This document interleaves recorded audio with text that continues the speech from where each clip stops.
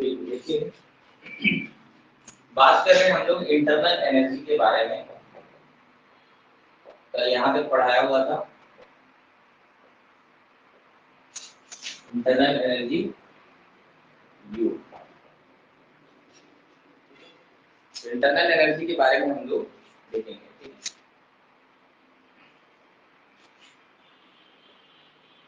All form of energy related to molecules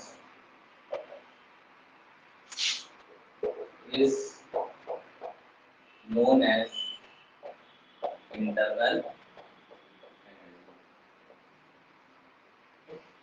तो internal energy क्या है? जो मॉलिक्यूल्स हैं, जितने मॉलिक्यूल्स होते हैं एटम्स में, उनकी खुद की एनर्जी जिनसे रिलेटेड रहती है, उसमें कोई भी एनर्जी हो सकती है। खुद मॉलिक्यूल की काइनेटिक एनर्जी, मॉलिक्यूल की पोटेंशियल एनर्जी, अलग अलग फॉर्म में एनर्जी दी। सबका सब एनर्जी मिलके अगर मॉलिक्यूल की एनर्जी की बात की जाएगी तो वो क्या कहलाएगा? Internal energy. ठीक है, तो इंटरनल एनर्जी ये है, it is an extensive property. मतलब ये एक्सटेंसिव प्रॉपर्टी है, मतलब ये किस पे डिपेंड कर रहा है? मास पे डिपेंड कर रहा है। मतलब ये मास डिपेंडेंट है, मतलब ये साइज डिपेंडेंट बोल सकते हैं या फिर मास डिपेंडेंट बोल सकते हैं। ठीक है, तो ये तो जितना ज्यादा मास रहेगा उतना ज्यादा इंटरनल एनर्जी हो सकता है, होगा बिल्कुल, क्योंकि एक्सटेंसिव प्रॉपर्टी है। मतलब ये मास डिपेंडेंट या बोलेंगे size dependent.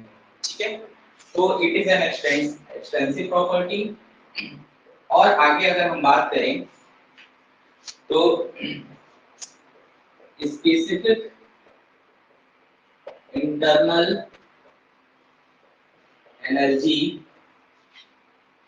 Specific internal energy, ठीक है, इसका मतलब होता है U बटा M। ठीक है, मास से डिवाइड कर देना मतलब स्पेसिफिक इंटरनल एनर्जी हो जाएगी। ठीक है, इंटरनल एनर्जी U है। ठीक है, यूनिट क्या है इसका? यूनिट क्या है? यूनिट जो है वो किलो जूल है। ठीक है, किलो जूल मतलब केजी, ऐसा जे करके लिखते हैं किलो जूल। ठीक, तो किलो जूल है इंटरनल एनर्जी का। स्पेसिफिक इंटरनल एनर्जी आएगी तो स्पेसिफिक जब भी आता है टर्म किसी भी प्रॉपर्टी के सामने या किसी भी एनर्जी वाला पार्ट के सामने, तो हम उसको डिवाइड बाय n कर देंगे, मतलब पर यूनिट केजी हो जाएगा। मतलब ये क्या है? Specific internal energy is intensive property. मतलब अगर मास से डिवाइड कर दिया मतलब ये मास इंडिपेंडेंट हो जाएगा। मतलब ये क्या है? मास मतलब मास से इसका कोई लेना देना नहीं रहेगा। मतलब मास बढ़े चाहे घटे कोई दिक्कत नहीं है, क्योंकि ये पर केजी में आ गया। इसकी यूनिट क्या हो जाएगी? स्पेसिफिक इंटरनल एनर्जी छोटा यू लिखते हैं, छोटा यू किलो जूल पर केजी। ठीक है, ये है आपका स्पेसिफिक इंटरनल एनर्जी। ठीक, तो इसको नोट डाउन कर लीजिए। अब आगे देखते हैं। अगर आवाज क्लियर नहीं आएगी तो आप चैट का ऑप्शन आता है, वहां पे आप जाके लिख सकते हैं, या कुछ भी प्रॉब्लम होती है तो आप चैट में जाके लिख देंगे कि क्या सर मेरे को ये वाला प्रॉब्लम है, तो वहां से मैं आपकी प्रॉब्लम को डिस्कस करते हुए जो भी है वहां क्लियर कर दूंगा। ठीक है, तो उस चीज पे ध्यान दीजिएगा। तो इंटरनल एनर्जी हो गई। अब एक चीज है कि इंटरनल एनर्जी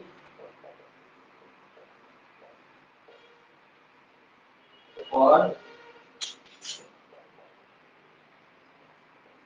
आइडियल गैस। ठीक है, internal energy for ideal gas, इस चीज को याद रखना कि internal energy for ideal gas, ideal gas का इक्वेशन पता ही सबको? आइडियल गैस इक्वेशन है ना, आइडियल गैस का आइडियल गैस इक्वेशन ये क्या होता है? U is equal to mRT वाला चीज हम लोग डिस्कस कर चुके हैं। तो internal gas for ideal gas के बारे में बात करेंगे तो internal energy for ideal gas only depends on temperature. सिर्फ टेम्परेचर के लिए डिपेंड करेगा। मतलब कि इंटरनल एनर्जी जो है फंक्शन ऑफ टेम्परेचर। ठीक है, इसी को बोलते हैं हम लोग, इसी को हम लोग क्या बोलते हैं, जूल्स लॉ, जूल्स लॉ बोलते हैं। ठीक है, यही क्या कहलाता है हमारा जूल्स लॉ। ठीक है, जो इंटरनल एनर्जी है वो सिर्फ और सिर्फ टेम्परेचर पे डिपेंड करता है। ठीक है, तो चलिए इतना को नोट डाउन करिए, फिर इसके बाद इसको नोट डाउन करने के बाद आप मुझे बताइएगा कि सर हो गया नोट डाउन, उसके बाद हम लोग आगे बढ़ते हैं। इंटरनल एनर्जी क्या है, जो कि मॉलिक्यूलर एनर्जी है, मॉलिक्यूल खुद रखती खुद की एनर्जी, वह क्या है, इंटरनल एनर्जी है। मतलब जो भी एनर्जी ये इंटरनल एनर्जी रखेगी यू मॉलिक्यूल खुद की, वह इंटरनल एनर्जी है। यह एक्सटेंसिव प्रॉपर्टी है जो कि मास पे डिपेंडेंट है, बिल्कुल है। और स्पेसिफिक इंटरनल एनर्जी जो हो जाएगी वह क्या है, इंटेंसिव प्रॉपर्टी। ठीक है, क्योंकि किलो जूल पर केजी इसका यूनिट है। इंटरनल एनर्जी आइडियल गैस के लिए बोलूं तो internal energy for ideal gas only depends on temperature. बहुत इंपॉर्टेंट पॉइंट है, यहां से डायरेक्ट क्वेश्चन ये डायरेक्ट आ जाता है। ठीक है, जूल्स लॉ बोलेगा तो यही है कि इंटरनल एनर्जी डायरेक्टली आपका इस पे डिपेंड करता है, सिर्फ टेंपरेचर पे, इसके अलावा किसी भी चीज पे डिपेंड नहीं कर रहा। ठीक है, तो इसको नोट डाउन करिए जल्दी फटाफट, उसके बाद हम लोग आगे बढ़ते हैं।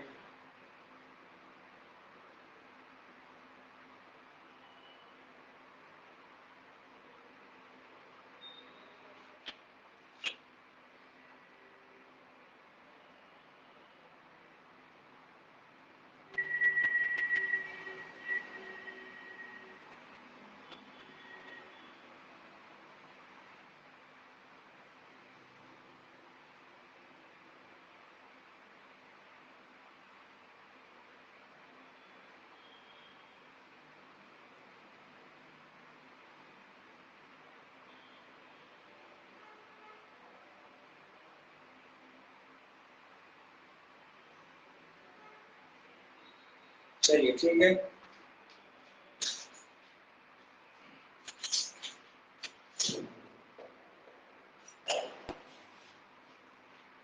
अब देखते हैं हम लोग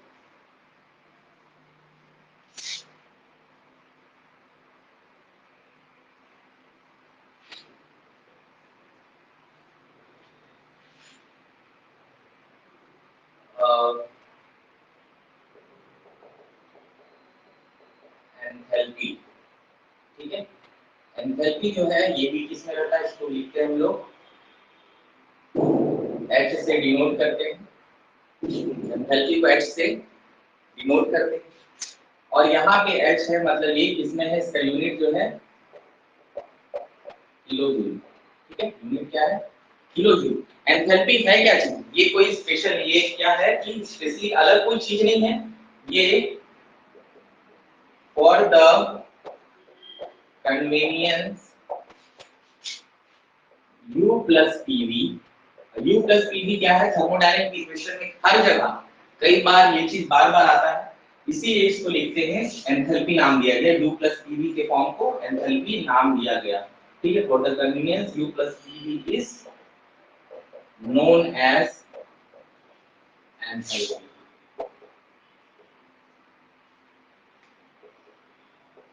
ठीक है, तो H क्या हो जाएगा, H is equal to U plus PV. ठीक है, तो नोट डाउन करिए। ठीक है, और स्पेसिफिक एंथैल्पी, एंथैल्पी H होता है, H किसमें आ जाएगा, ये किलो जूल पर केजी में इसका यूनिट। ठीक है, स्पेसिफिक मतलब divide by mass, divide by mass हो जाएगा आपका स्पेसिफिक एंथैल्पी, उस वक्त पे आपका किलो जूल पर केजी रहेगा। ठीक है, स्पेसिफिक एंथैल्पी ये हो गया, और हम बोलेंगे एंथैल्पी को इस तरीके से डिफाइन कर सकते हैं। ठीक है, यहाँ पे P क्या है, P है आपका प्रेशर है, V क्या है वॉल्यूम, ठीक है, U क्या है इंटरनल एनर्जी। ठीक है, क्वेश्चन आ सकता है आपसे कि डायरेक्टली आपको ये पूछ सकता है कि H एंथैल्पी जो है U प्लस EV होता है, याद रखिएगा इस चीज को। ठीक है,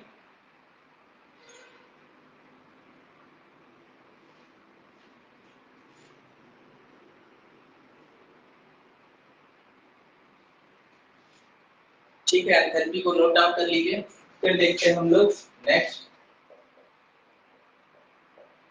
perpetual of machine first time।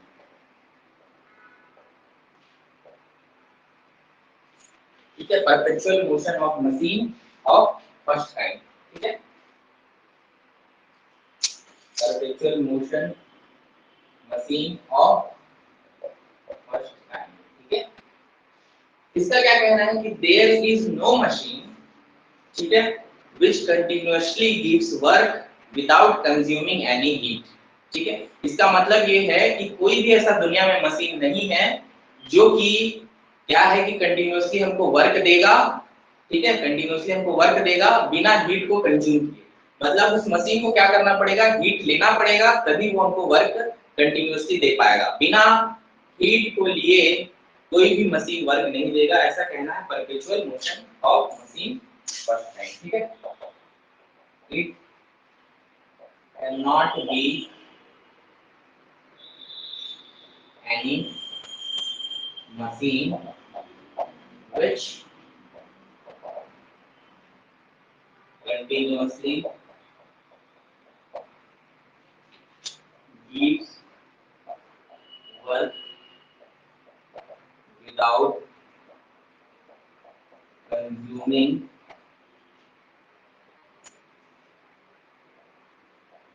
heat। ऐसा मशीन जो क्यू नहीं ले रहा है और कंटिन्यूअसली हमको वर्क दे रहा है, ये क्या मशीन है, ईएमएम ऑफ वन मशीन। ठीक है, इसका मतलब ये मशीन कैसा मशीन है, मतलब ये मशीन पॉसिबल ही नहीं है। ये मशीन है ऐसा मशीन जो कि बिना हीट लिए वर्क दे रहा है कंटिन्यूअसली, उसको बोलते हैं पीएमएम वन मशीन। ठीक है, perpetual motion machine of first kind. But ऐसा मशीन पॉसिबल ही नहीं है, बिना हीट लिए कोई भी कंटिन्यूअसली वर्क नहीं देता। लेकिन ये मशीन क्या कर रहा है, वर्क हमको कंटिन्यूअसली दे रहा है। तो ये ऐसा मशीन है जो कि पॉसिबल नहीं है। ठीक है, ये कंसेप्ट है, कभी कभी पूछ लेता है पीएमएम वन वाला, तो आपको बता देना है कि भाई हीट नहीं, बिना हीट लिए ये वर्क देते रहता है ऐसा मशीन। ठीक है, तो नोट डाउन करिए, दोनों तरफ से नोट डाउन कर लीजिए, फिर उसके बाद यहाँ से हटाते हुए हम लोग आगे बढ़ते हैं। कुछ नहीं डाउट होता है, कुछ समझ नहीं आता है तो पूछ सकते हैं। ठीक है, जल्दी से नोट करिए, बहुत आराम से आप लोग नोट्स अच्छे से तैयार करते जाइएगा, क्योंकि जितने हम लोग पढ़ रहे हैं सारे के सारे नोट्स बहुत अच्छे से इम्पोर्टेंट है। यहाँ पे कहीं से भी कुछ भी आ सकता है।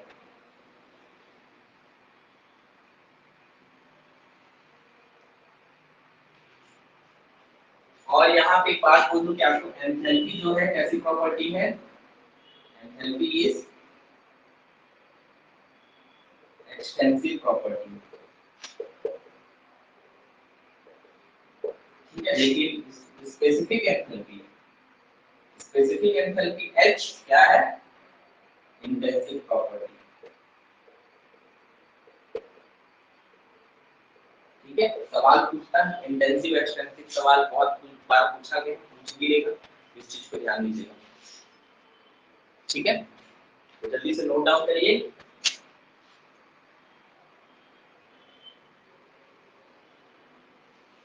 यहाँ it there can not be any machine.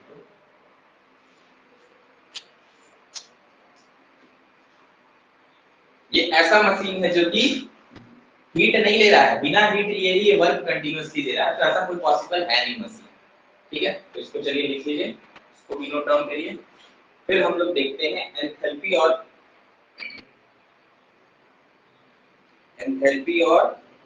Internal energy किसके लिए, आइडियल गैस के लिए। ठीक है,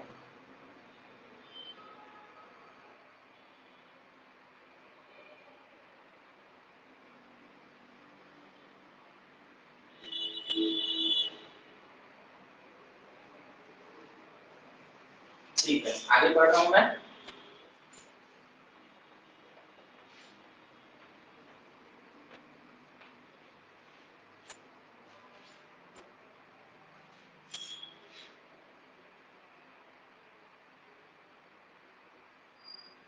आइडियल गैस के लिए इंटरनल एनर्जी जो होता है, एम सी बी टी। याद रखिए आइडियल गैस के लिए इंटरनल एनर्जी होता है वह एम सी बी टी होता है, ठीक है, सी बी टी, जिसमें कि एम क्या है, मास है, ठीक है, सी बी क्या है, specific heat at constant volume, T क्या है, टेम्परेचर। सीबी किसमें रहेगा, सीबी किसमें रहेगा आपका, किलो जूल पर केजी केल्विन, ये किसमें रहेगा, टेम्परेचर केल्विन में। अगर केल्विन बोलना है तो डिग्री सेंटीग्रेड प्लस 273 लगा देना है, ठीक है। इस चीज को याद रखिएगा कि भाई केल्विन में अगर कन्वर्ट करना है तो जो भी डिग्री सेंटीग्रेड उसमें 273 ऐड करना है, ठीक। तो ये है मास, ये सीबी क्या है, specific heat at constant volume. उसी तरीके से अगर मैं बोलूं एच एंथैल्पी, ये हो जाता है एम सी पी टी, ठीक है, एंथैल्पी ये होता है, जिसमें कि एच क्या है आपका, यू क्या है, इंटरनल एनर्जी है, यू है इंटरनल एनर्जी, और एच क्या है यहाँ पे, एंथैल्पी,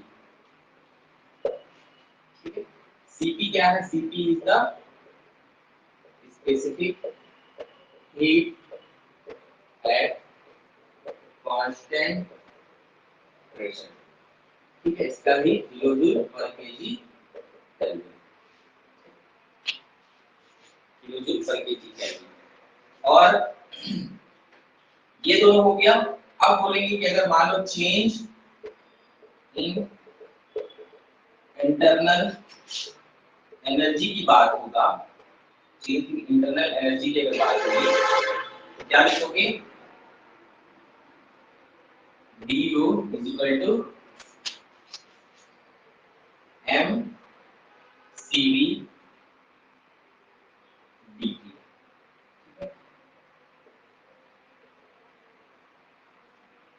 dt क्या है, चेंजिंग टेम्परेचर, dt क्या है, T2 माइनस T1 और प्रोसेस 1 से लेके 2 तक। अगर 1 से लेके 2 तक प्रोसेस हो रहा है कुछ भी, है ना, तो 1 से लेके अगर 2 तक प्रोसेस हो रहा है तो उसके लिए चेंज इन इंटरनल एनर्जी क्या होगा, mcv dt, जहां dt क्या है, टेम्परेचर चेंज, ठीक है। ये टेम्परेचर चेंज किस में हो सकता है, डिग्री सेंटीग्रेड में भी हो सकता है या फिर केल्विन में भी हो सकता है, ठीक है, डिपेंड करता है इस पे। क्योंकि क्यों ये हो सकता है कि भाई चेंज तो या तो केल्विन में करो या फिर डिग्री सेंटीग्रेड में, चेंज जो है हमेशा सेम आएगा, ठीक है। अगर मान लेते हैं, मान लो कि यहाँ पे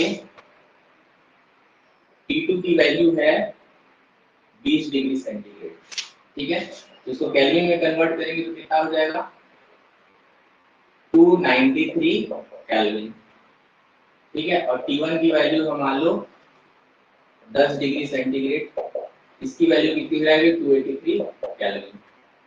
तो dt की वैल्यू बोलूं तो डिग्री में अगर माइनस करोगे, इसको माइनस करोगे तो क्या आएगा, 10 आएगा, इसको माइनस करोगे तो क्या आएगा, 10 आएगा, तो दोनों बराबर है, तो चाहे डिग्री सेंटीग्रेड में ले लो या फिर केल्विन में ले लो। तो क्वेश्चन में कभी आएगा तो टेंशन नहीं लेना, आप डिग्री में देगा तो डायरेक्ट माइनस कर सकते हो, कभी भी माइनस करोगे तो उसमें कोई फर्क नहीं पड़ेगा, ठीक है, दोनों की वैल्यू सेम आने वाली है। देखो यहाँ पे 20 माइनस 10 10, 294 माइनस 283, ठीक है। अब बात करूं तो चेंज इन एंथैल्पी, ठीक है, तो चेंज इन एंथैल्पी क्या हो जाएगा, dH इक्वल टू mCp, ठीक है, इसको बताने की जरूरत नहीं है, ये चेंज इन एंथैल्पी है mCp dt, ठीक है। ये सब बहुत जरूरी है, बहुत इंपॉर्टेंट फार्मूला है।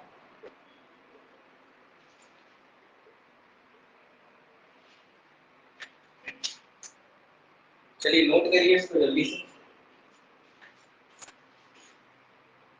और कुछ डाउट है तो पूछिए।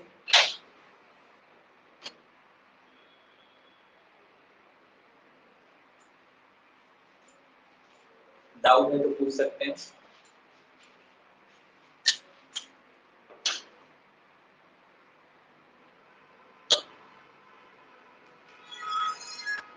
तब तक मैं मार्कर को इंक पिला देता हूँ।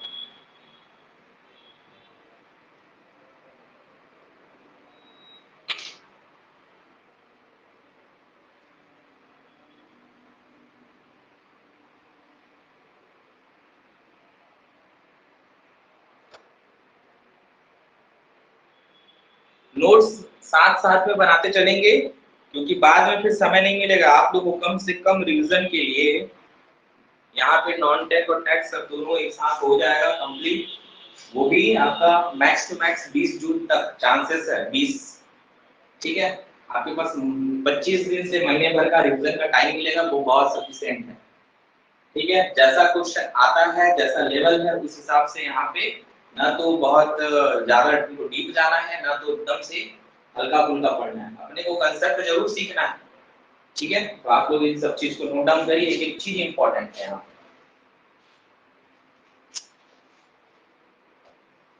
चलिए आगे बढ़ते हैं हम लोग।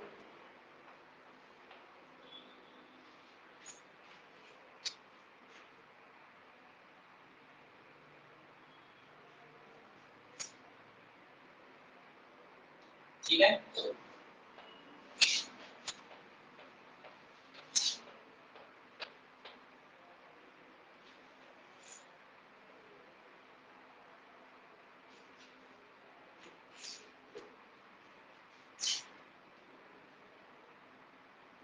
अच्छा आपको पता है कि फर्स्ट लॉ ऑफ थर्मो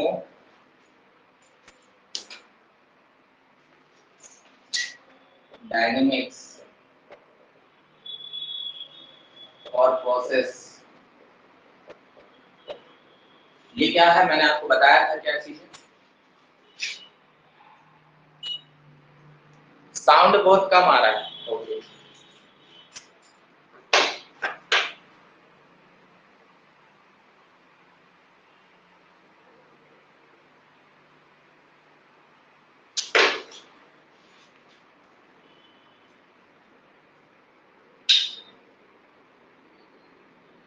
रुक जाइए एक मिनट बस।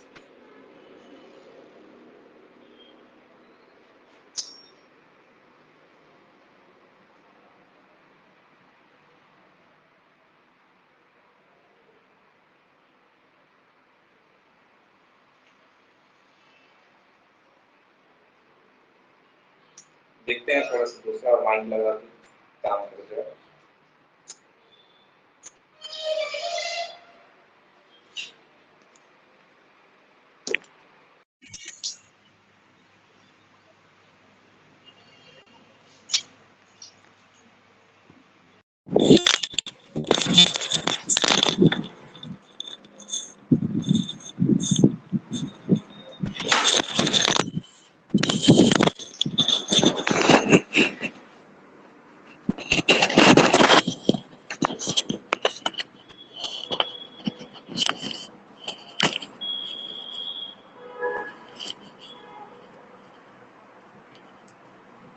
अभी चेक करिए साउंड आ रही है ठीक से, देखिए साउंड क्लियर है, भूपेंद्र बताइए।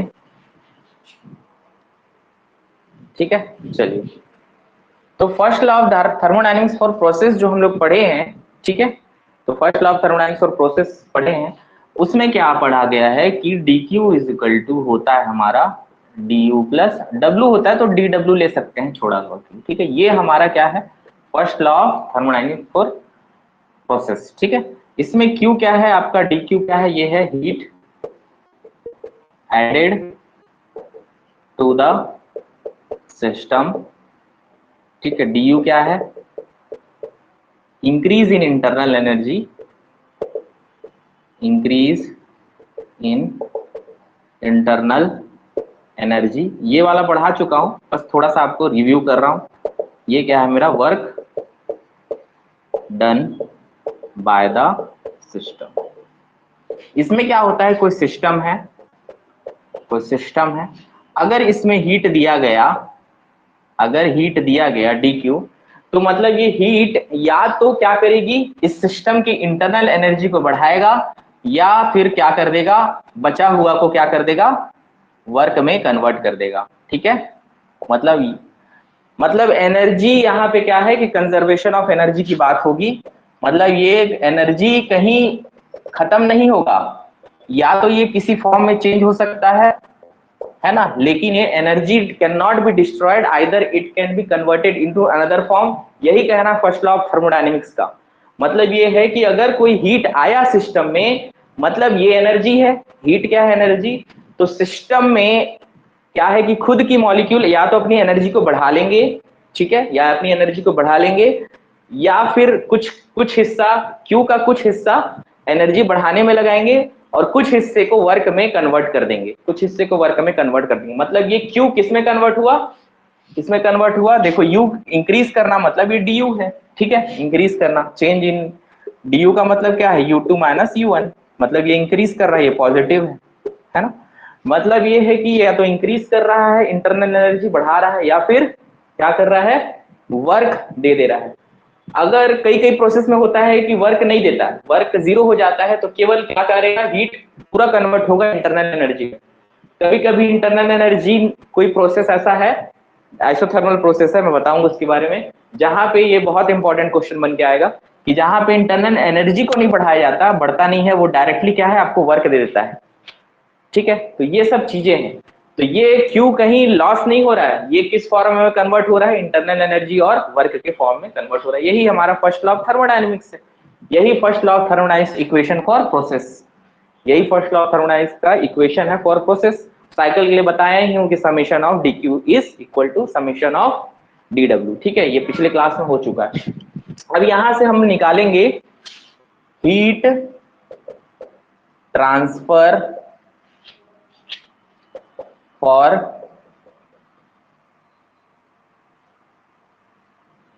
process of closed system।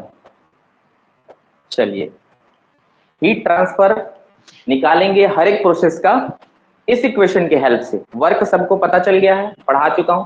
पहला जो है, पहला प्रोसेस कौन सा है हमारा, constant volume process, constant volume.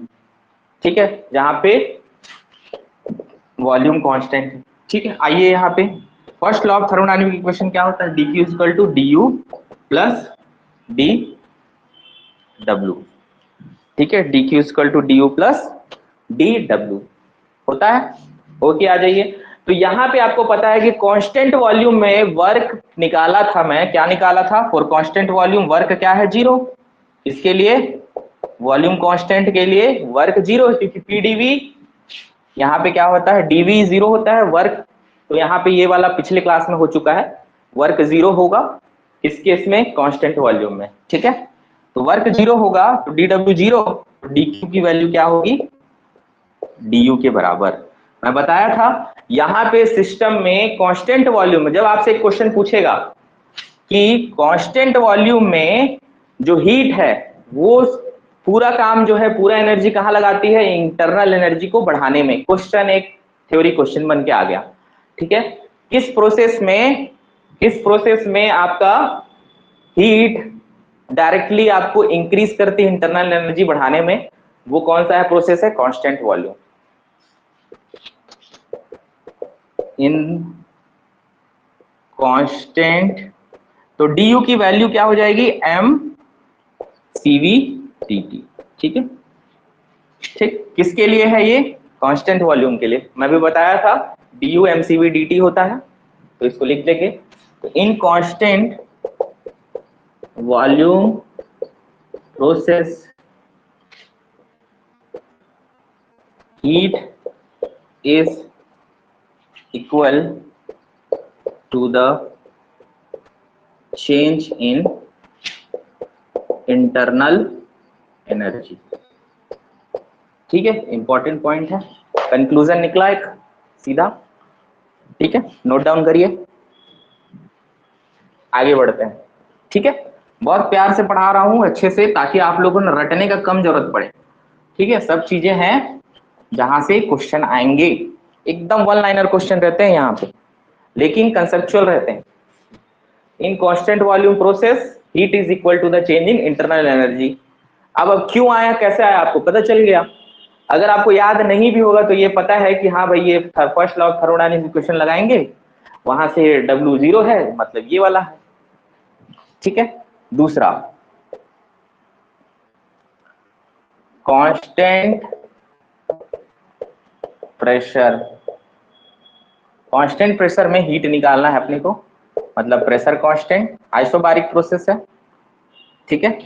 तो यहां पे क्या होगा, dq is equal to du plus dw। Constant pressure process में, कांस्टेंट प्रेशर प्रोसेस में एक चीज आपको ध्यान देना पड़ेगा यहाँ पे कि ये कांस्टेंट प्रेशर प्रोसेस में देखो, देखो ये क्या होता है, dh क्या होता है, du u u प्लस, अब इसको हम लोग ऐसा लिख सकते हैं कि dq is equal to du plus pdv करके लिख सकते हैं। ठीक है, pdv करके लिख सकते हैं क्योंकि वर्क है। ऐसा भी लिख सकते हैं, क्लोज्ड सिस्टम के लिए एप्लीकेबल है। किसके लिए है, क्लोज्ड सिस्टम के लिए, ऐसा लिख सकते हो। ठीक है, क्लोज सिस्टम के लिए एप्लीकेबल है, लिख सकते हैं। यहाँ पे क्या है कि थोड़ा सा चीज अलग हो जाता है। यहाँ पे एक सिस्टम ये है कि जब आप इक्वेशन बनाइएगा, ठीक है, एक मिनट रुक जाइए थोड़ा सा।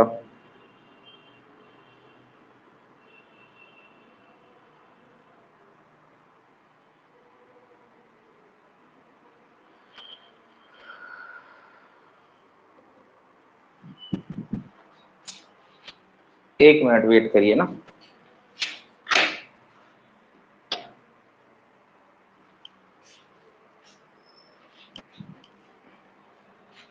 तो ये क्लोज सिस्टम के लिए लागू है। तो मैं बोलूंगा कि जो वर्क है W is equal to p d v. ठीक है, पीडीवी किसके लिए है, ये किसके लिए है, W is equal to p d v, work is equal to p v two minus v one. किसके लिए है, ये कांस्टेंट प्रेशर के लिए, सिर्फ कांस्टेंट प्रेशर के लिए है ये। इसको मैं लिखवा चुका हूं वर्क। ठीक, यहाँ पे डी डब्ल्यू है तो इसको हम लोग कैसे लिख लेंगे, इसको क्लोज सिस्टम के लिए है तो d q is equal to d u plus d डब्ल्यू की जगह पे क्या लिखोगे, पी डी वी करके। ठीक है, इस तरीके से लिखोगे। ठीक, अब यहाँ पे क्या है कि आपको d h is equal to क्या होता है, U प्लस पी वी होता है, तो इसको लिखेंगे d u plus p d v. ठीक है, ये लिख सकते हो, ये याद रखिएगा, है ना। तो इससे आप क्या निकाल सकते हो, d u is equal to d h minus p d v. ठीक है, इस तरीके से जब आप सॉल्व करेंगे इसको, तो मैं लास्ट में जो इक्वेशन आएगा, मैं इसको डिराइव करने का कोई मतलब नहीं है, इसमें आएगा आपका ये बराबर हो जाएगा डी एच के, ये खत्म हो जाएगा, माइनस पीडीवी और पीडीवी गया। ठीक है, तो इसको लिखेंगे पी डीवी, ये जाएगा। यहाँ पे आप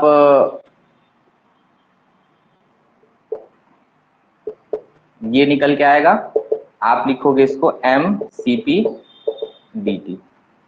ठीक है, डेरिवेशन पे आपको मतलब उतना कंसंट्रेट मैं नहीं करा रहा हूं, आपको d q is equal to d h m c p d t किसके लिए है, ये कांस्टेंट प्रेशर के लिए। तो आप बोलोगे कि in constant pressure process heat is equal to the change in enthalpy.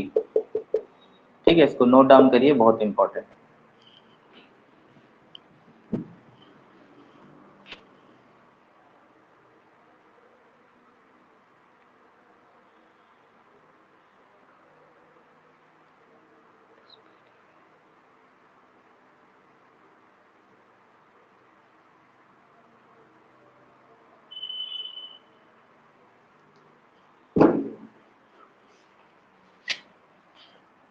तो ये यहां से आएगा, आप यहां से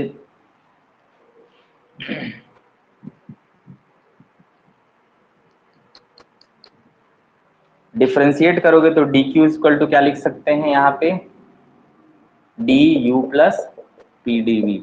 यहाँ से d q equal to d h. ठीक है, इससे भी पुट अप करके ला सकते हो, लेकिन डिफरेंशिएशन को डायरेक्ट आप लोग यूज कर सकते हैं।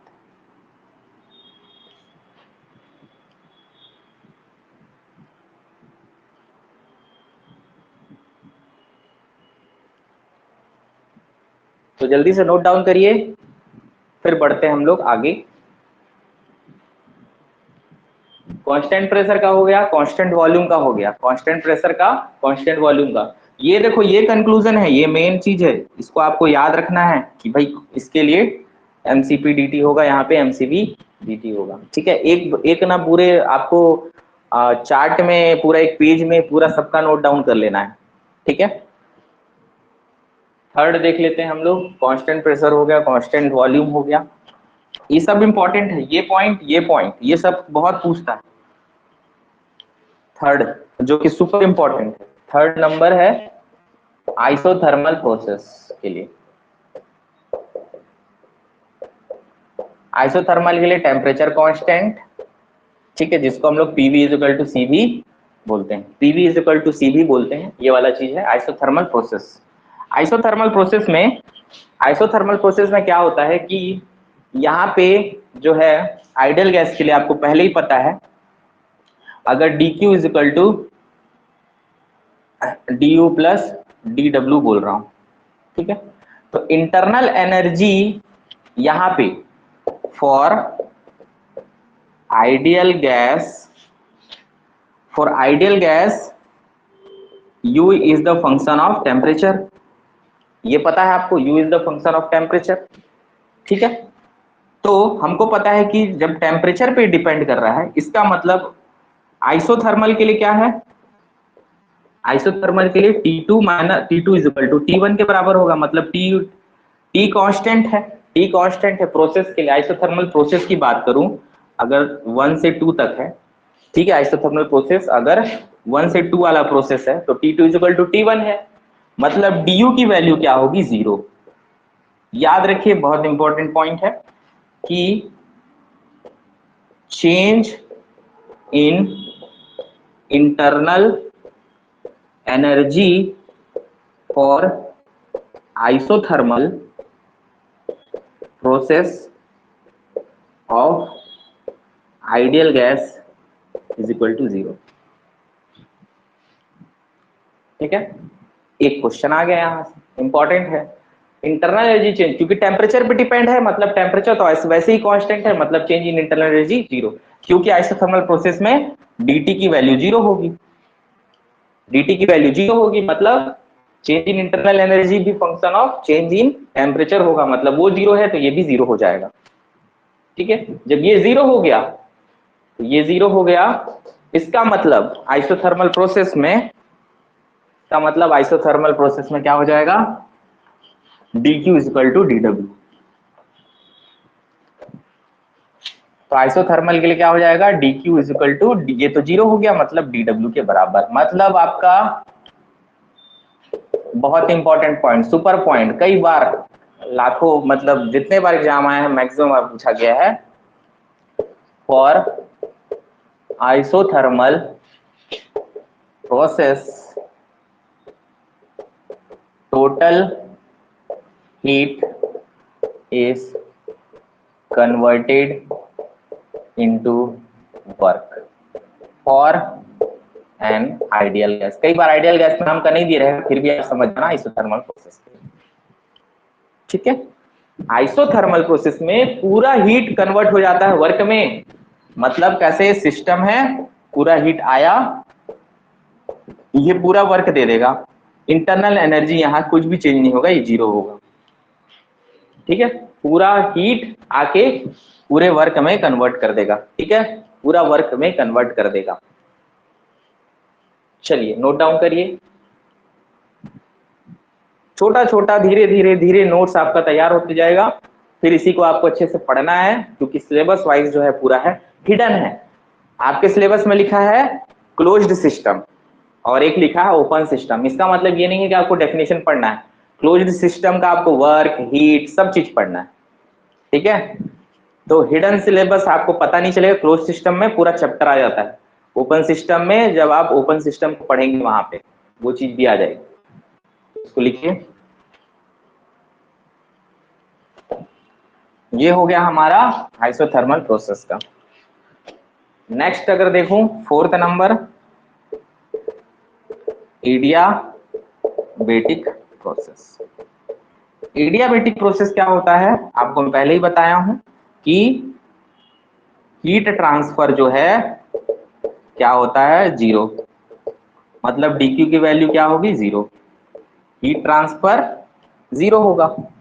जब ये जीरो होगा तो dq is equal to du plus dw होगा। तो ये इक्वेशन है first law of thermodynamics of process के लिए, मतलब आपका dq की वैल्यू जीरो हो जाएगी, du प्लस dw, मतलब du इज इक्वल टू, ये बोल सकते हैं कि जो वर्क रहेगा वह minus du।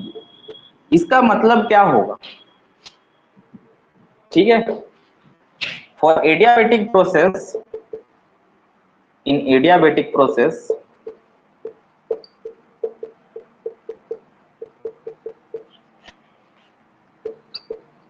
work done by system is only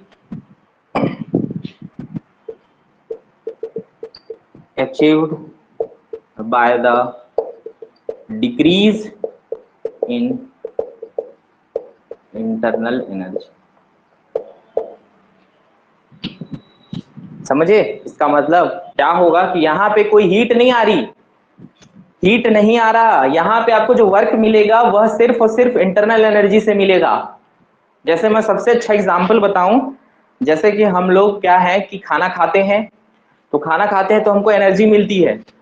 एक बॉडी में आपके लिए जरूरत है 2000-2500 के आसपास की कैलोरी चाहिए पर डे। अगर आप ज्यादा पिज्जा बर्गर ये सब खा लेते हैं तो आप 3-4 हजार मान लो कैलोरी ले लिया, तो 2-2500 तो यूज हो जाएगा आपका, बट बाकी कैलोरी क्या होगा, वो फैट बन जाएगा, और वो फैट बनना मतलब आपके शरीर के अंदर वो एनर्जी स्टोर हो गई। वही एनर्जी क्या है, इंटरनल एनर्जी है थर्मोडायनेमिक्स के टर्म्स में।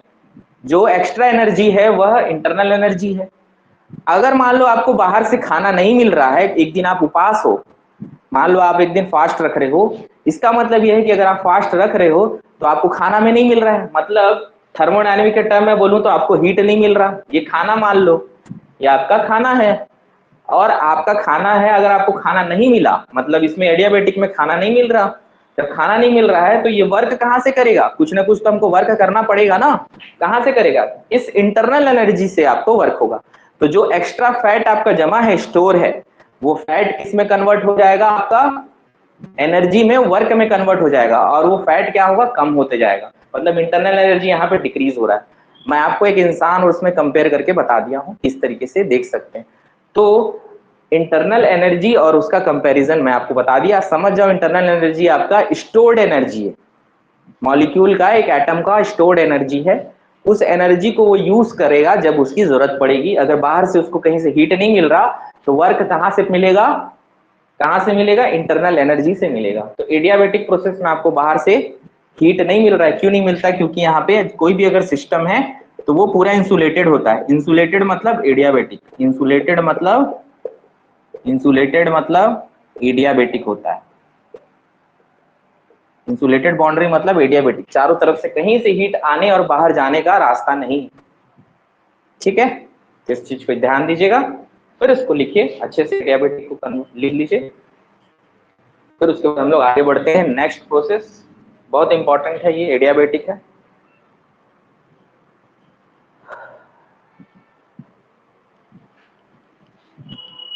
तो ये पॉइंट वो पॉइंट ये सब इंपॉर्टेंट है।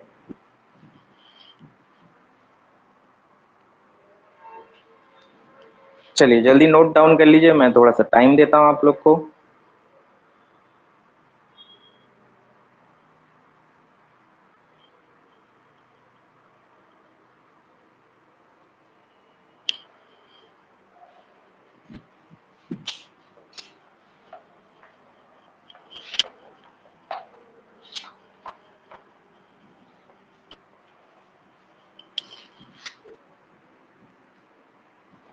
पॉलीट्रॉपिक प्रोसेस,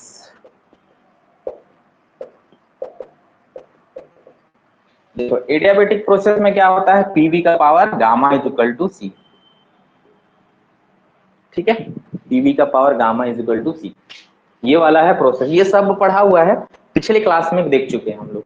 पॉलीट्रॉपिक प्रोसेस ये क्या है, हमारा एक जनरल प्रोसेस है जो सबके लिए लागू है, जनरल प्रोसेस है, ठीक है। मतलब ये क्या है कि पीवी का power n is equal to C होता है, ठीक है। तो पीवी का power n is equal to C है यहाँ पे। तो यहाँ पे अगर मैं देखूं, यहाँ पे क्या होता है पॉलीट्रॉपिक प्रोसेस में, both heat transfer and work transfer दोनों यहाँ पे होता है, ठीक है, दोनों यहाँ पे होता है, हीट ट्रांसफर भी होगा और वर्क ट्रांसफर भी होगा, ठीक है। हीट ट्रांसफर भी हो रहा है और वर्क ट्रांसफर भी पॉलीट्रॉपिक में होता है, इसको याद रखिए। तो यहाँ जब आप इससे निकालोगे d q equal to d u plus d डब्ल्यू से, इससे जब निकालोगे तो ये क्या है, मेरा पॉलीट्रॉपिक का वर्क है। अब पॉलीट्रॉपिक का वर्क क्या है आपको पता है, क्या है, P1 V1 minus P2 V2 बटा गामा माइनस n माइनस 1, ये आपको पता है, ठीक है। पॉलीट्रॉपिक का वर्क पिछले क्लास में हुआ है, ठीक। तो dq की वैल्यू जो है इसको पुट करने के बाद, क्योंकि du की वैल्यू क्या होती है, mcv dt, mcv dt, ठीक है। इन दोनों को पुटअप करने के बाद जो dq की वैल्यू आती है, ठीक है, इन दोनों को जब आप पुटअप करोगे और फाइनली डिराइव कर कट पिट के जो dq की वैल्यू आती है gamma minus n by n minus 1 by w polytropic, इसको नोट डाउन करिए, इंपॉर्टेंट पूछ लेगा तो आप बता सकते हैं कि gamma minus n by n minus gamma minus 1 लिखो, यहाँ पे थोड़ा उल्टा हो गया, गामा माइनस 1,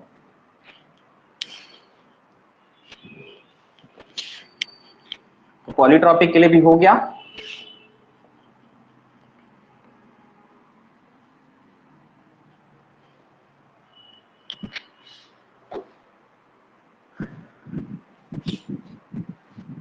ओके, पॉलीट्रॉपिक के लिए क्या है, हीट की value gamma minus n by gamma minus 1 into डब्ल्यू work of polytropic, work of polytropic क्या है, यही है, ठीक है, work of polytropic P1 V1 minus P2 V2 by n minus 1, ठीक है, याद रखिए, उसी को आपको पुटअप कर दिया। तो अगर मैं टोटली बोलूं क्या लिख सकता हूं, gamma minus n bye gamma minus 1 into P1 V1 minus P2 V2 बटा क्या हो जाएगा, गामा माइनस 1 तो हो जाएगा, तो ये चीज है ना।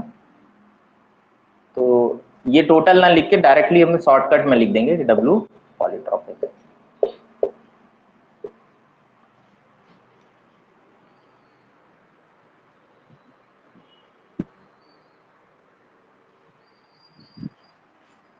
ठीक है, लिखना है तो लिख लो P1 V1 minus P2 V2 by n minus 1, ठीक है। अगर ये भी दिया रहेगा तो लिख लेना है, अगर ये भी है तो भी कोई दिक्कत नहीं।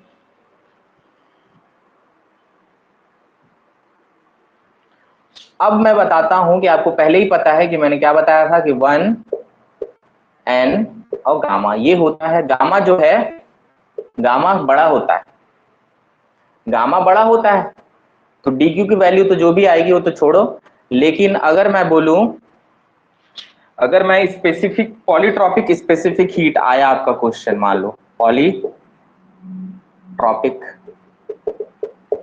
स्पेसिफिक हीट सी पॉलीट्रॉपिक, ये होता है, इसको आप डायरेक्टली लिखिए, सी पॉलीट्रॉपिक इज इक्वल टू होता है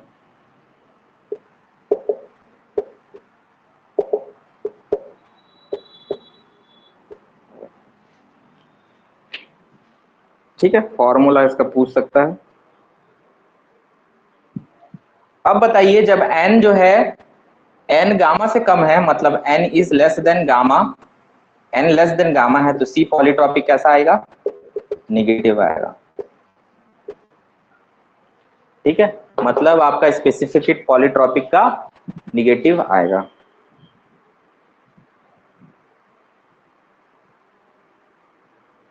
ठीक है, तो नोट डाउन कर लीजिए, ये से फॉर्मूला पूछ सकता है आपसे, इसका फॉर्मूला, इस पे कोई अलग से न्यूमेरिकल नहीं पूछने वाला आपसे, फॉर्मूला फॉर्मूला फॉर्मूला फॉर्मूला, ये चीज।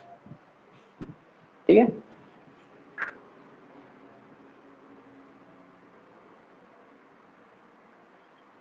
तो फाइनली हम लोग का वर्क, हीट और वर्क जो है खत्म होता है यहाँ पे। हीट एंड वर्क वाला पार्ट जितना भी है क्लोज सिस्टम के लिए, ये सब खत्म होता है। अब इसको एक साथ में जोड़ के एक चार्ट में बना के आपको दिखा देता हूं, तो उससे आप लोग को क्लियरली एक पेज में जितना पढ़े हो अभी तक का सारा एक पेज में मिल जाएगा। ठीक है, तो पहले इसको नोट करिए।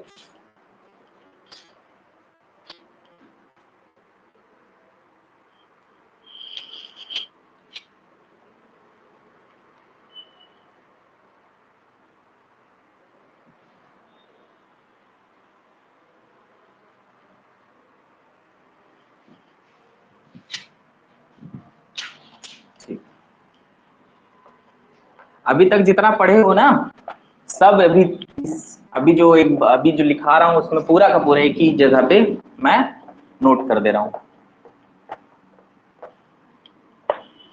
चलिए,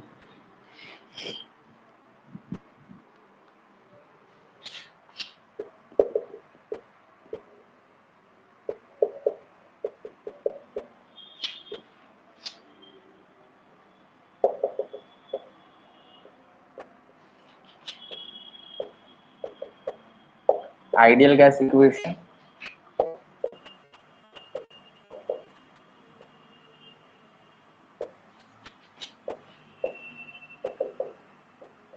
इसी को बस पढ़ना है और चल देना है। ठीक है, सब चीज हो जाएगा। पहला नंबर का कौन सा प्रोसेस है? प्रोसेस प्रेशर कांस्टेंट, प्रेशर नहीं, वॉल्यूम कांस्टेंट वाला हम पहले देखेंगे। ठीक है, V equal to c volume constant.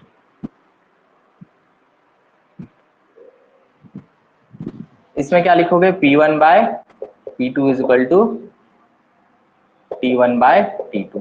ये इक्वेशन बन के आया था हमारा, सब पढ़ लिया गया है, सब पढ़ चुके हैं।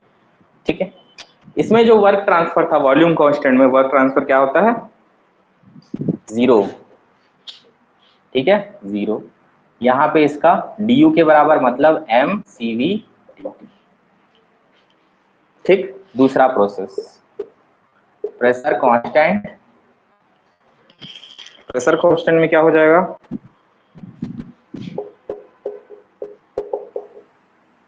T1 by T2। इसमें क्या होगा? P V2 माइनस V1, और किसके बराबर है? DH के, mCP dt। ठीक है, सारा चीज पढ़ चुके हैं अभी तक। थर्ड, टेम्परेचर कांस्टेंट मतलब आइसोथर्मल प्रोसेस। ठीक है,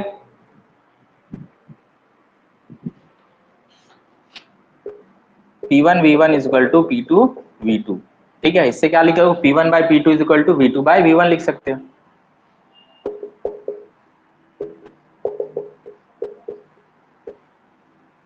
ये लिख सकते हैं।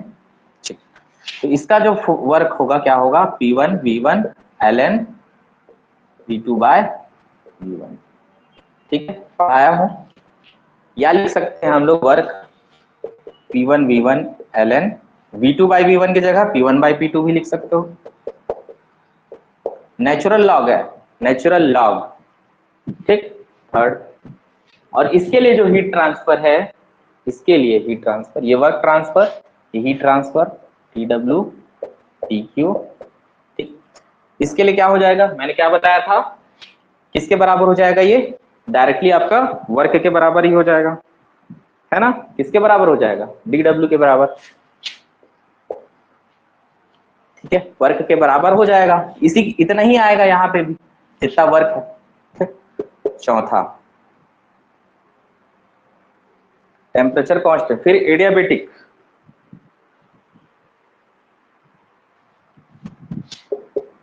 पीवी का power gamma is equal to C. इसमें क्या हो जाएगा,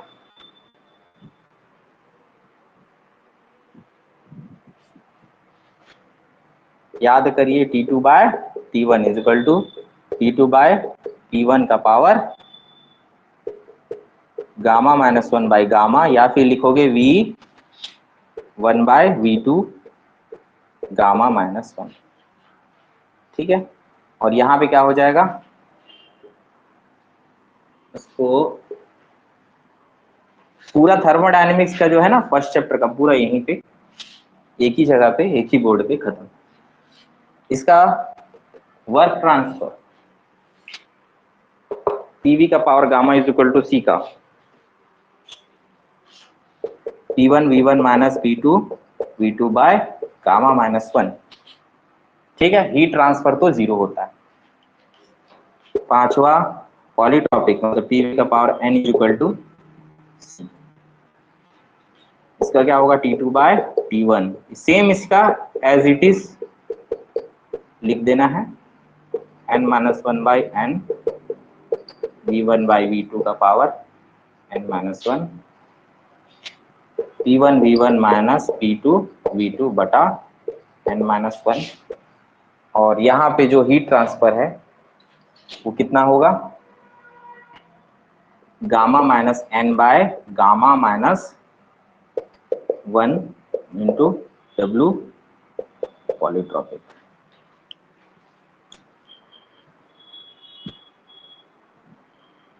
ठीक है, पूरा का पूरा यहाँ पे आपका आ गया थर्मोडायनेमिक्स का। अभी तक जितना भी पढ़े हैं 3 क्लास में जो पढ़ा हुआ है सारा इस बोर्ड में है।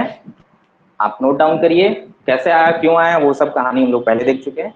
इसको चार्ट को अच्छे से याद कर लेना है, कहानी यहाँ से खत्म हो जाएगी आपकी। ठीक है, तो फॉर्मूले इतने हैं क्लोज्ड सिस्टम के, क्लोज सिस्टम रिवर्सिबल प्रोसेस का जितना भी है वो यहाँ पे दिया हुआ है। प्रोसेस में जितने भी हैं सब भी फॉर्मूले हैं, जल्दी से नोट डाउन करिए। वर्क ट्रांसफर भी, हीट ट्रांसफर भी, आइडियल गैस इक्वेशन भी उसका, और जो प्रोसेस है। ठीक है, इसको बोलेंगे constant volume process, constant pressure process, constant temperature है, एडियाबेटिक है, ये है पॉलीट्रॉपिक। हो जाए बताइए जल्दी से, फिर आगे बढ़ते हैं। ठीक है, पूरा एक आपके पेज में पूरा आ जाएगा।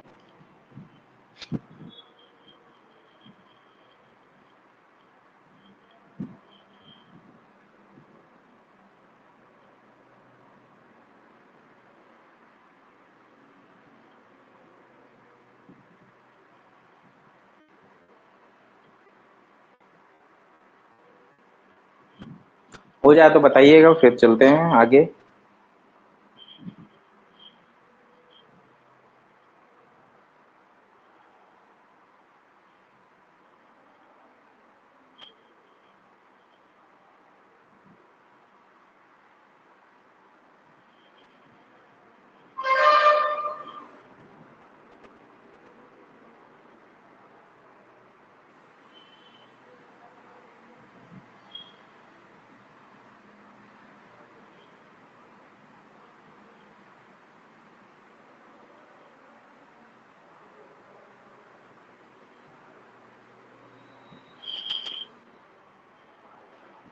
ठीक है, डन, चलिए आगे बढ़े।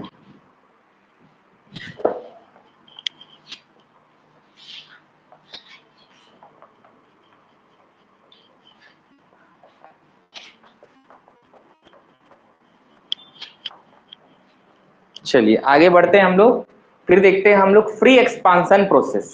अगर आपसे सवाल आएगा फ्री एक्सपांसन प्रोसेस का,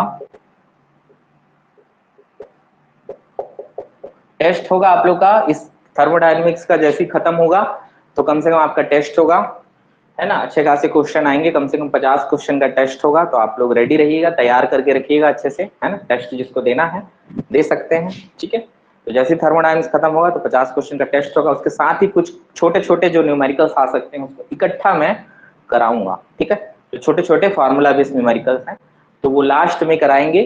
पहले आप लोग जितना है थ्योरी पार्ट और फॉर्मूले न्यूमेरिकल्स के जो जहाँ पे यूज हो सकते हैं कुछ जो भी फॉर्मूले वो सबको हम लोग पूरा डिस्कस करते हुए चलेंगे, ठीक है।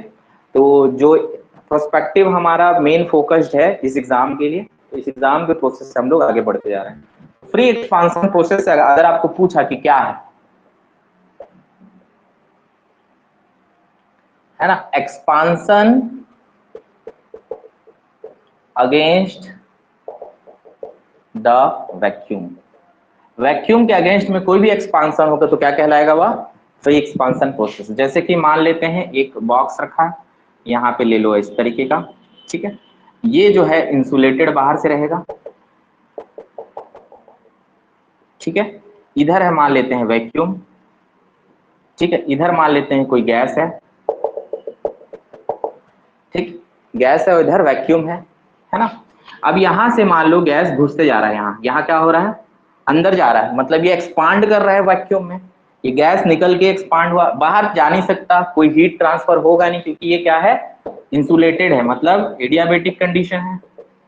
इंसुलेटेड है मतलब एडियाबेटिक कंडीशन है, बाहर हीट ट्रांसफर होगा नहीं, कुछ नहीं होगा, तो इस पे कोई भी चीज अंदर में बदलाव नहीं होगी। जो भी बदलाव होगी क्या होगी, गैस क्या एक्सपांड कर रहा है। जब एक्सपांशन अगेंस्ट वैक्यूम होगा, मतलब देयर इज नो रेजिस्टेंस, जब कोई भी रेजिस्टेंस नहीं होगा इसके फ्लो में, मतलब इसको कोई रुकावट ही नहीं है। अगर ये गैस अगर वैक्यूम में घुस रहा है, इसका मतलब इसको कोई भी रुकावट नहीं है, मतलब इसको कोई रोक टोक नहीं है। जब कोई रोकने वाला ही नहीं है तो ये कोई कार्य कर रहा है, नहीं कर रहा है, मतलब अगर कोई रेजिस्टेंस नहीं है, so there is no work, so there is no work. Actually में फ्री एक्सपांशन प्रोसेस में कोई भी वर्क नहीं होता, मतलब वर्क जीरो। क्यों वर्क जीरो, क्योंकि कोई रोकने वाला ही नहीं है। जब रोकने वाला ही नहीं तो कोई वर्क ही नहीं करना पड़ा, गैस आराम से निकल गए, एक्सपांड हो रहे हैं, ठीक है। कोई रोक ही नहीं रहा है, मतलब वर्क करना ही नहीं है। तो जब रुकावट आती तभी आपको काम कर सकते हो। अगर आप काम कर रहे हो मतलब आप कुछ ना कुछ एनर्जी लॉस कर रहे हो, मतलब आप कुछ ना कुछ किसी की एनर्जी को लेके जा रहे हो, तब तो लॉस कर रहे हो, ठीक है।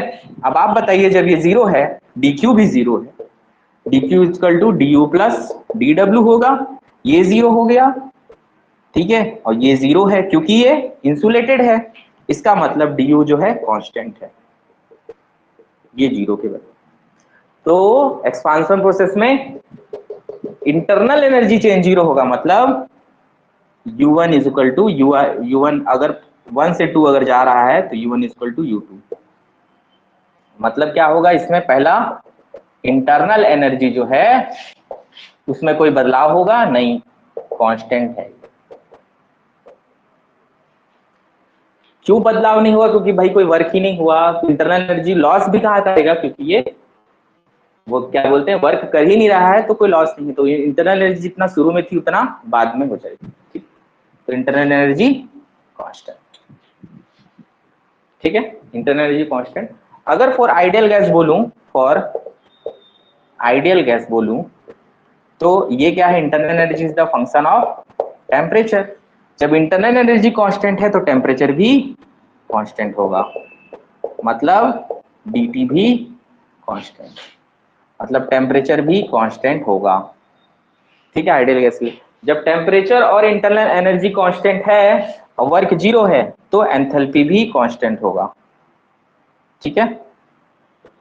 HI is equal to HF, H1 is equal to H2, ये भी होगा, एंथैल्पी भी कांस्टेंट होगा। तो final conclusion, free expansion process में पहला इंटरनल एनर्जी कांस्टेंट रहेगा, मतलब initial is equal to final, UI is equal to UF मतलब फाइनल। दूसरा टेम्परेचर भी फाइनल टेम्परेचर के बराबर होगा। तीसरा आप बोल सकते हैं कि यहाँ पे HI is equal to HF, ठीक है। ये तीन चीज साथ में क्या है यहाँ पे, नो वर्क, कोई भी वर्क नहीं हो रहा है, इससे ज्यादा कुछ नहीं है फ्री एक्सपांशन प्रोसेस, ठीक है। तो जल्दी से इसको नोट डाउन करिए, हो गया। लेकिन ये किस कंडीशन के लिए, आइडियल गैस के लिए, ठीक है। नॉर्मली कंडीशन में ये है, ये फिक्स है, लेकिन अब आइडियल गैस की बात हो जाएगी तो ये कंडीशन लागू हो जाएगा, फिर फिर एंथैल्पी भी कांस्टेंट हो जाएगा, ठीक है। तो ये वाला पूरा आ जाएगा आपका, तो इसको जल्दी से नोट डाउन कर लीजिए, फ्री एक्सपांशन प्रोसेस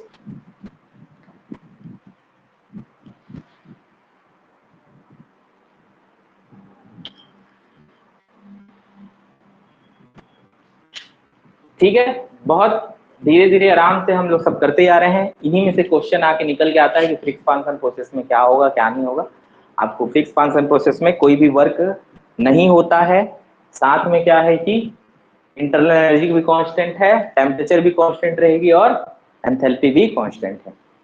ठीक है, चलिए मैं हटा रहा हूं, मिटा रहा हूं, जल्दी से लिख लीजिए।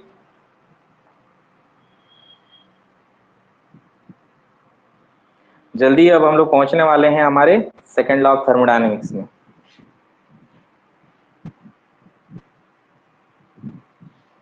चलिए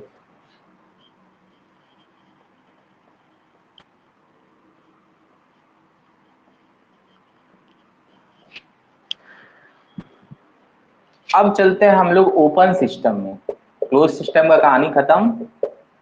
ओपन सिस्टम में क्या है कि यहाँ पे क्या होता है, मान लो कुछ है इस तरीके का, ठीक है। यहां से क्या होगा कि मास एंटर होगा, ठीक है, और मास बाहर निकलेगा। मतलब मास एंटर करेगा और ये मास बाहर जाएगा, ठीक है। ये ओ का मतलब आउट, आई का मतलब इन। ये होता है मास, और एम डॉट लिखूंगा तो मास फ्लो रेट। समय के साथ ये बह रहा है, ठीक है। ये किस में होगा, केजी में होगा, और ये केजी पर सेकेंड। ये याद रखिएगा, जहां आपको एम डॉट लिखा, एम डॉट का मतलब है ऊपर में फ्लो हो रहा है, ये पर सेकेंड मतलब टाइम के साथ ये बढ़ते जा रहा है आगे, ठीक है। तो ये ओपन सिस्टम है, मास अंदर गया और ये मतलब यहाँ पे नो फिक्स्ड मास, ठीक है। यहाँ पे क्या हो रहा है ओपन सिस्टम में, मास भी ट्रांसफर हो रहा है और एनर्जी भी ट्रांसफर हो रही है, ठीक है। तो यहाँ ओपन सिस्टम में आता है आपका फ्लो वर्क। फ्लो वर्क क्या होता है आपका, फ्लो वर्क होता है पीवी। याद रखिए फ्लो वर्क क्या है, पीवी। जितना जरूरत हो उतना बता रहा हूँ। फ्लो वर्क क्या है, पीवी, ठीक है। Flow work at inlet. Open system में फ्लो वर्क होता है, फ्लो मतलब फ्लो कर रहा है, तो फ्लो वर्क जब अंदर की तरफ आएगा, फ्लो वर्क एट इनलेट, तो वो क्या कहलाएगा। अगर ये पोर्शन 1 है और इसको अगर मैं पोर्शन 2 ले रहा हूं तो क्या हो जाएगा, ये minus P1V1 flow work at inlet minus P1V1, और फ्लो वर्क एट आउटलेट मतलब बाहर जाता हुआ, है ना, जब आउट हो रहा है बाहर की तरफ निकल रहा है तब प्लस P2V2, ठीक है। दूसरे नंबर पे है, तो जहां यहाँ का जो प्रेशर रहेगा, यहाँ का जो वॉल्यूम रहेगा, उस हिसाब से ये निकल गया, ठीक है। लेकिन ये प्लस में आएगा क्योंकि आपको पता है, इसको याद रखना, प्लस और माइनस में ऐसे है कि work done by the system, मतलब धक्का मारा अगर सिस्टम के द्वारा किया गया वर्क, पॉजिटिव मतलब ये सिस्टम है अंदर पूरा सिस्टम, इसको बोलते हैं हम लोग, ये वाला जो है पूरा पोर्शन जहां पे हम देखेंगे इसको बोलते हैं हम लोग कंट्रोल वॉल्यूम। मतलब हम इसको एनालिसिस हम इसके ऊपर करेंगे कंट्रोल वॉल्यूम के ऊपर, ठीक है। इसको बोलते हैं हम लोग कंट्रोल वॉल्यूम, जिसपे स्टडी किया जाता है किसी स्पेसिफिक, या फिर आप मान लें एक इमेजिनरी बाउंड्री बना के जो वॉल्यूम होगा वह क्या कहलाएगा, हमारा कंट्रोल वॉल्यूम, ठीक है। तो इस कंट्रोल वॉल्यूम पे हम लोग स्टडी करेंगे। और यहाँ पे क्या है कि इनलेट की तरफ माइनस P1V1 और आउटलेट की तरफ प्लस P2V2, ठीक है। तो ये हमारा फ्लो वर्क है। अब चालू होगा हमारा ओपन सिस्टम का कहानी, स्टेडी फ्लो एनर्जी इक्वेशन, ठीक है।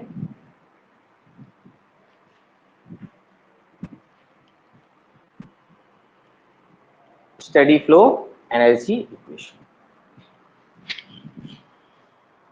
तो एक नया शुरुआत है स्टडी फ्लो एनर्जी इक्वेशन। तो एक काम करते हैं कि आज फिलहाल इतना ही करते हैं, आप लोग अच्छे से रिवीजन करिए, क्योंकि यहाँ पे स्टडी फ्लो एनर्जी इक्वेशन पढ़ेंगे, वहां से शुरुआत करते हुए हम लोग स्टडी फ्लो एनर्जी इक्वेशन पढ़ते हुए चलेंगे हम लोग सेकंड लॉ ऑफ थर्मोडायनेमिक्स में। सेकंड लॉ ऑफ थर्मोडायनेमिक्स में हम लोग हीट इंजन, रेफ्रिजरेटर का पार्ट पूरा पढ़ेंगे कि वहां पे किस तरीके से हीट इंजन का छोटा छोटा न्यूमेरिकल आने का संभावना है, वो भी देख लेंगे। ठीक है, वहां से हम लोग एंट्रोपी की तरफ बढ़ेंगे तो एंट्रोपी देख लेंगे वहां से। ठीक है, तो ये सब चीजें जो है कल की क्लास में कंप्लीट कराएंगे।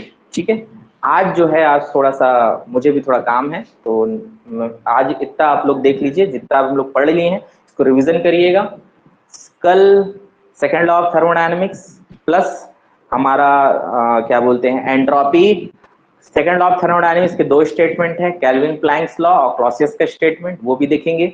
और साथ में हम लोग एंट्रोपी का भी कंसेप्ट पूरा पढ़ेंगे और कल स्टडी फ्लो एनर्जी इक्वेशन भी देखेंगे। ठीक है, तो ये पार्ट हम लोग पढ़ेंगे, पूरा सेकेंड लॉ ऑफ थर्मोडायनेमिक्स कल खत्म करेंगे। तो कल का क्लास इंपॉर्टेंट रहेगा, तो कल आइए। उसके बाद जो है ज्यादा से ज्यादा मैक्स टू मैक्स 2 से 3 क्लास में आपकी खत्म हो जाएगी थर्मोडायनेमिक्स। ठीक है, तब तक के लिए अच्छे से तैयारी करिए, नोट्स तैयार करिए। ओके, ठीक है, चलिए आज के लिए इतना ही, मिलते हैं कल।